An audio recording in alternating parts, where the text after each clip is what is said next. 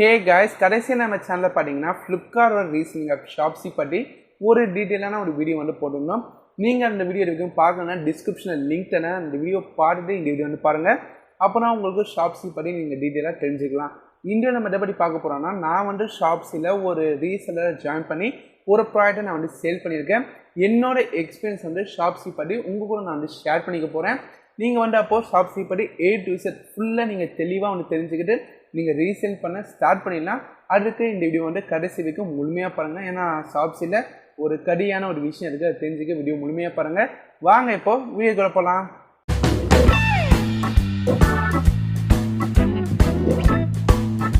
Friends, first of all பார்த்தீங்கன்னா மற்ற reselling ஆப்பை கம்பேர் பண்ணும்போது ஷாப்ஸி வந்து இந்த இதுக்கு நல்லா இருக்குன்னு நான் உங்களுக்கு வந்து சொல்கிறேன்.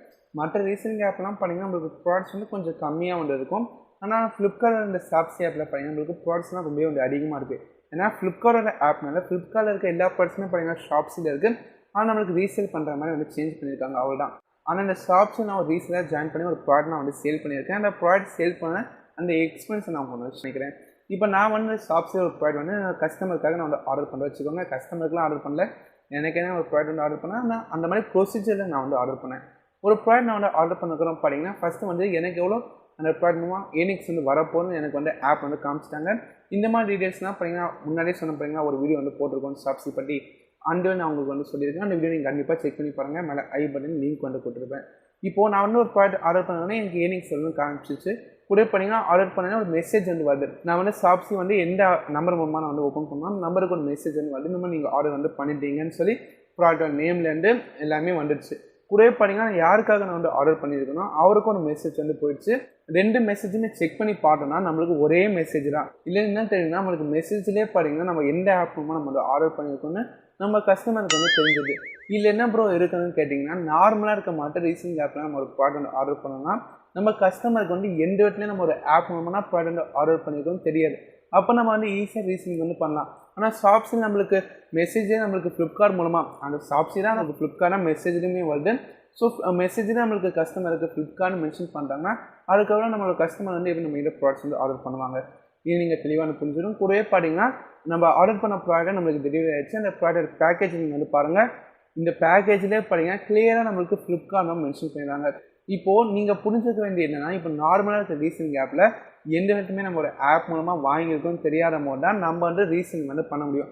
அப்புறம் நம்ம கஸ்டமர்ஸ் கிட்டே நம்ம ப்ராடக்ட்லாம் வாங்கும்போது நம்ம வந்து சேல் பண்ணுற மாதிரி நம்ம வந்து காமிச்சிக்க முடியும்.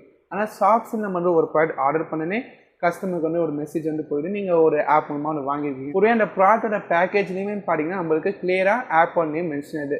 அப்போ நம்ம இந்த ஷாப்ஸி ஆப்பை யூஸ் பண்ணி நம்ம வந்து எப்படி ரீசேல் வந்து பண்ண முடியும்னா என்னோட கேள்வி. ஃப்ரெண்ட்ஸ், இப்போ வந்து உங்களுக்கு கிளியராக வந்து புரிஞ்சுதுன்னு நினைக்கிறேன். ஷாப்ஸி ஆப் யூஸ் பண்ணி பார்த்தீங்கன்னா சத்தியமாக வந்து ரீசேல் வந்து பண்ண முடியாது.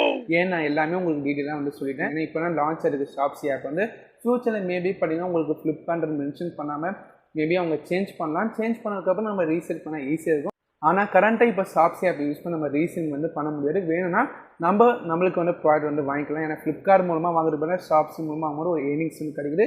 புரிய பார்த்தீங்கன்னா நம்ம ஃப்ரெண்ட்ஸ் அண்ட் ஃபேமிலிக்கும் நம்ம ஷாப்ஸி மூலமாக ப்ராடக்ட்ஸ் வந்து வாங்கி தரும்போது ஒரு ஏர்னிங்ஸ் வந்து பார்த்துக்கலாம். தவிர நம்ம ஒரு பிஸ்னஸாக எடுத்து ரீசேலிங் வந்து ஷாப்ஸில் வந்து பண்ண முடியாது அப்படின்னு நான் நினைக்கிறேன். நீங்கள் என்ன நினைக்கிறீங்கன்னு கீழே உள்ள கமெண்ட் செக்ஷனில் கமெண்ட் பண்ணுங்கள். இந்த வீடியோ உங்களுக்கு பிடிச்சிருந்தா ஒரு லைக் பண்ணிக்கோங்க. சேனலுக்கு இப்போ தான் புதுசாக இருக்கவங்க போய் சேனல் சப்ஸ்கிரைப் பண்ணிட்டு கூட பெல்லை கிளிக் பண்ணிக்கோங்க. ஷாப்ஸி பண்ணி நீங்கள் நினைக்கிறீங்க மறக்காமல் கீழே உள்ள கமெண்ட் செக்ஷனில் கமெண்ட் பண்ணுங்கள்.